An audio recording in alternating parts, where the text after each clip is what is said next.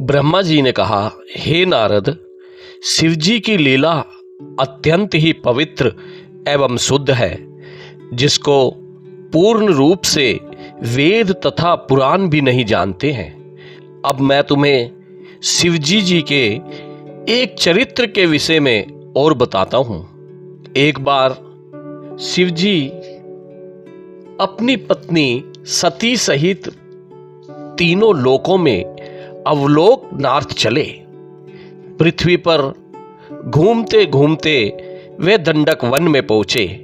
उन्होंने वहां रामचंद्र जी को लक्ष्मण सहित देखा कि वह चारों ओर दुख से विलाप करते हुए सीता जी को ढूंढ रहे हैं। उन्होंने रामचंद्र जी को देखकर प्रणाम किया, क्योंकि वे पहले विष्णु को ऐसा वरदान दे चुके थे। शिवजी महाराज फिर जय कहकर आगे बढ़े तथा उचित समय ना जानकर उनसे कुछ वार्ता ना की। इसलिए सती ने जब यह हाल देखा कि शिवजी जी अपने परम भक्त राम को इस प्रकार छोड़कर आगे बढ़ गए, तो वह बोली, हे अनादि सर्वोपरि ब्रह्मा, आपने ब्रह्मा, विष्णु, सुरमुनि तथा संपूर्ण सृष्टि की उत्पत्ति की है। यह सब आपकी सेवा उपासना करते हैं। फिर आज दशरथ के पुत्र रामचंद्र जो वन में मिले, तो आपने उनको प्रणाम क्यों किया? मेरी समझ में नहीं आता कि इसका कारण क्या है। मुझे इसकी बहुत चिंता है। शिवजी ने जब सती को ऐसी चिंता में मगन देखा, तो वह बोले, हे सती, रामचंद्र जी रमा के पति विष्णु हैं, जो संसार के पालन का अधिकार रखते हैं। उनका अवतार भक्तों के लिए ही है, और शिव ने सती को उनके अवतार लेने का कारण बताया, परंतु सती का मन फिर भी संतुष्ट ना हुआ। तब शिवजी ने विष्णु के अवतार के अनेक चरित्र सती को सुनाए, परंतु फिर भी उन्हें कोई नहीं भाया और ना ही उन्हें विश्वास ही हुआ। यह देखकर शिवजी ने पुनः उनसे कहा, हे सती, यदि तुमको विश्वास ना हो तो स्वयं जाकर परीक्षा क्यों नहीं करती? तुम वही करो जिससे तुम्हारा संदेह दूर हो सके। मैं यहाँ वृक्ष की छाया में बैठा तुम्हारी तब तक प्रतीक्षा करूँगा जब तक तुम परीक्षा लेकर लौट ना आओगी। सती शंकर की आज्ञा पाकर संदेह युक्त चली। उन्होंने मन में विचार किया कि मैं किस प्रकार उनकी परीक्षा लूं। बहुत सोचने के पश्चात निश्चय किया कि मैं रामचंद्र जी के सम्मुख श्री सीता जी का रूप धारण कर रहा हूं। यदि वे वास्तव में विष्णु होंगे तो मुझे अवश्य पहचान लेंगे, और यदि केवल राजपुत्र होंगे तो नहीं पहचान सकेंगे। यह विचार कर वे सीता के रूप में हंसती हुई श्री रामचंद्र जी की ओर गईं। लक्ष्मण ने जब सती के इस स्वरूप में देखा तो आश्चर्य में आकर जाना कि यह सती है, परंतु पूर्ण ज्ञान न होने के कारण वे कुछ ना बोले। परंतु जब रामचंद्र जी ने सती को ऐसे छल स्वरूप में देखा तो वे हंस पड़े और शिव शिव कहते हुए बोले, जिसका ध्यान करने से संपूर्ण दुख तथा भ्रम दूर हो जाते हैं और जिसके हृदय में सदा शिव का स्थान है, आपने उन्हें धोखा देने का प्रयत्न किया है। वह सब शिव की ही माया है।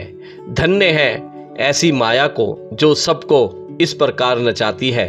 इसके पश्चात रामचंद्र जी ने अत्यंत नम्रता के साथ अपना पिता सहित नाम लेकर पूछा, शिवजी कहाँ हैं तथा हे माता, तुम उनसे अलग वन में अकेली क्यों फिर रही हो?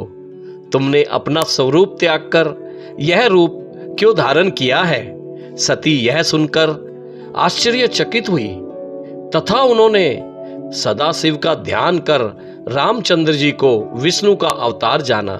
फिर वे अपना रूप धारण कर रामचंद्र जी से बोली, अब मुझे पूर्ण विश्वास है कि तुम विष्णु के अवतार हो, जिन्होंने राजा दशरथ के यहां अवतार लिया है। परंतु एक शंका है, वह तुमसे पूछती हूं कि शिवजी तुम्हारा चतुर्भुजी स्वरूप देखकर कभी इतने प्रसन्न नहीं हुए जितना यह स्वरूप देखकर आज प्रसन्न हुए हैं। अत्यंत प्रेम से उनके अश्रु बह चले तथा वह तुम्हारी प्रशंसा करने लगे।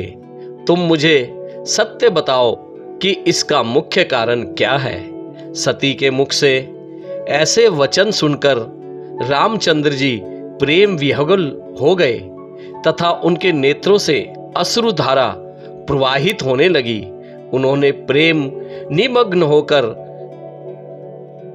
चाहा कि उसी समय चलकर शिवजी जी को देखें, परंतु उचित समय ना जानकर तथा सती की आज्ञा पाकर उन्होंने केवल शिव का ध्यान ही किया।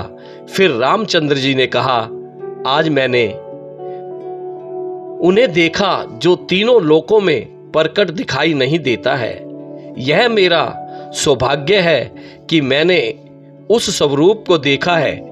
मेरे भाग्य धन्य है कि उनकी मेरे ऊपर ऐसी कृपा है, जिनका ध्यान सिद्ध मुनि देवता आदि करते हैं तथा वेद स्तुति में मग्न रहते हैं, जिनकी कृपा में व्याघ, किरात, नंदा, पंचक की स्त्री हर्यक्षा तथा इंद्रधुमन को परम पद प्रदान किया है। शिवजी ने किसके ऊपर कृपा नहीं की है। श्री रामचंद्र जी इतना कहकर सती से बोले, हे देवी, शिवजी जी ने जो मुझे प्रणाम किया उसका यही एकमात्र कारण है कि वह मुझसे प्रसन्न है।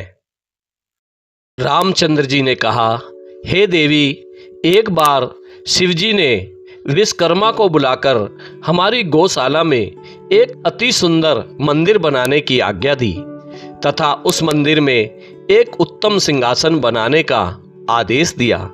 इस प्रकार जब मंदिर बनकर तैयार हो गया तो शिवजी ने संपूर्ण देवताओं, मुनियों तथा ब्रह्मा को आमंत्रित कर वहां पर एक उत्सव का आयोजन किया। शिवजी ने मुझे भी बैकुंठ से लाकर वहां बैठाया तथा सब जड़ी बूटी तथा धन, द्रव्य, वस्त्र आदि एकत्र कर मेरे विष्णु स्वरूप का अभिषेक करना चाहा।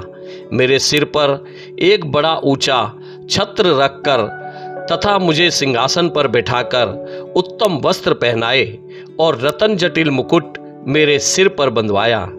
इसके पश्चात लक्ष्मी जी सहित मेरा अभिषेक किया। उस समय आपने भी लक्ष्मी का बहुत आदर किया। देव नारियां गान करने लगी, अनेक प्रकार के बाजे बजने लगे। तब शिवजी ने अपने कमल रूपी मुख से ऐश्वर्य से पूर्ण वचन कहे। फिर उन्होंने मुझे संपूर्ण सृष्टि का स्वामी बना दिया, अनेक आशीर्वाद दिए तथा स्वयं मेरी स्तुति की। फिर ब्रह्मा से कहा कि तुम भी इनको प्रणाम करके उनकी बढ़ाई करो तथा समझो कि आज से विष्णु तुम सबके स्वामी हुए। वे सबको आनंद प्रदान करेंगे तथा तुम सबकी इच्छाओं की पूर्ति करेंगे। शिवजी का यह आदेश सुनकर सबों ने मुझे प्रणाम किया। चारों ओर से जय जयकार का शब्द गूंजने लगा।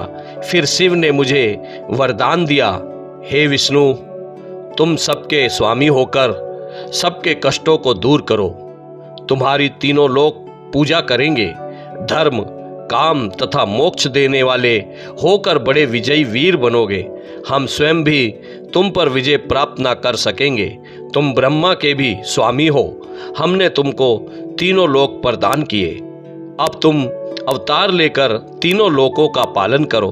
हम तुम्हारे भक्तों को आनंद दिया करेंगे तथा उनको मुक्त करेंगे। साथ ही तुम्हारे शत्रुओं का वध कर हर प्रकार से तुम्हारी सहायता किया करेंगे। ब्रह्मा हमारी दाहिनी तथा तुम बाईं भुजा हो। तुम्हारे अवतार जो कि राम एवं कृष्ण के रूप में होंगे, उनको हम स्वयं जाकर देखेंगे तथा संसार के देखने के लिए सदैव उनकी भक्ति किया करेंगे। हे माता, तब से शिवजी निवास करते हैं। हे माता, तब से जहाँ शिवजी जी निवास करते हैं, मैं भी वहीं स्थित रहता हूँ। शिवलोक में ही विष्णु लोक है, जिसको गोलोक भी कहते हैं। मैं शिव के आदेश अनुसार ही अवतार लेता हूँ। मेरे मत्स्य आदि अनेक अवतार हो चुके हैं। मैंने उन्हीं अवतार में संसारी कार्य पूरे किए हैं। हे देवी, इस समय मेरा अवतार 4 रूपों में हुआ है, राम, भरत, लक्ष्मण तथा शत्रुघ्न। उन चारों का मन एक है, परंतु शरीर अलग अलग हैं। मैं अपने पिता की आज्ञा से वन में आया हूँ, क्योंकि उन्होंने कैकेयी को वरदान दिया था। मेरे साथ लक्ष्मण तथा सीता भी आई थी। रावण सीता को हर ले गया है, उसी को हम ढूंढते हैं। आपके दर्शन से मेरे सब कार्य सिद्ध होंगे। इस प्रकार मुझको तो सीता हरण अत्यंत शुभ हुआ, जिससे आपके चरणों के दर्शन प्राप्त कर सका।